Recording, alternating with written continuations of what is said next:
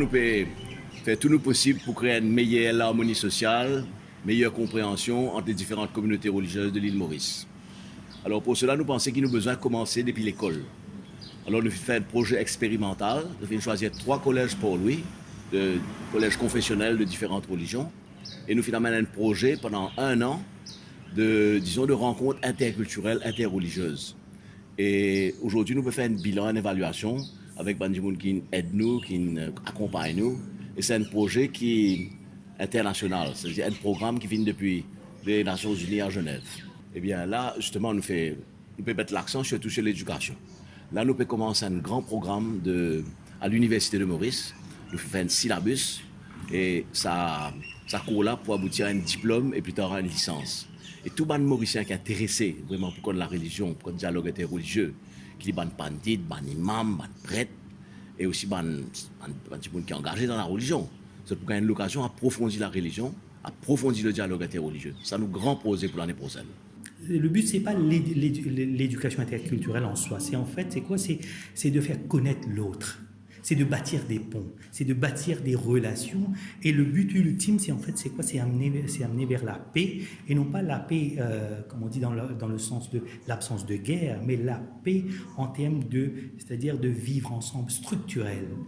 Comme je vous avais dit, ce n'est pas seulement d'apprendre la religion, la culture de l'autre. C'est de réfléchir également sur les thématiques comme la discrimination. C'est comme réfléchir sur les thématiques de l'égalité des chances. C'est sur les thématiques de l'ethnicité à l'île Maurice, sur l'esclavage, sur l'histoire. Donc, il y a plein de thématiques qui touchent au vivre ensemble et à la cohésion nationale.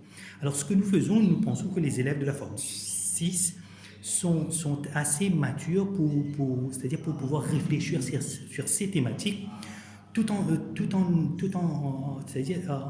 étant présence c'est-à-dire de l'autre. Donc, parce que c'est très rare qu'on arrive à voir des élèves de différents collèges confessionnels à se rencontrer. Donc, le projet ICE permet cette rencontre. Maurice étant un pays multiculturel, on ne peut pas ne pas avoir une approche ethnographique des phénomènes sociaux. C'est se voiler la face et on va se casser la figure. Je vais vous dire franchement, il n'y a jamais eu de débat. Tout ce qu'il y a, des fois, il y a des bribes des opinions. Mais des débats, moi, ce que j'entends par des débats, c'est-à-dire pour qu'il y ait débat, il faut que tous les parties prenantes, tous les stakeholders parlent. Par exemple, quand on parle de l'interculturalité, quand est-ce qu'on a entendu, par exemple, les universitaires, les professeurs, les ONG parler de l'interculturalité d'une manière? Parce qu'il y a trop de choses à Maurice qui se passent pour débat, mais qui, en fait, qui ne font il n'y a que les membres de certains petits clubs.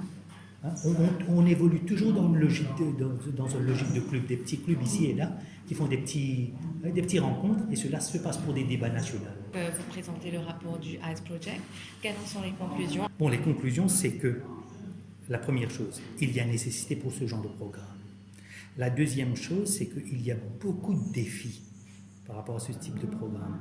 La troisième chose, c'est que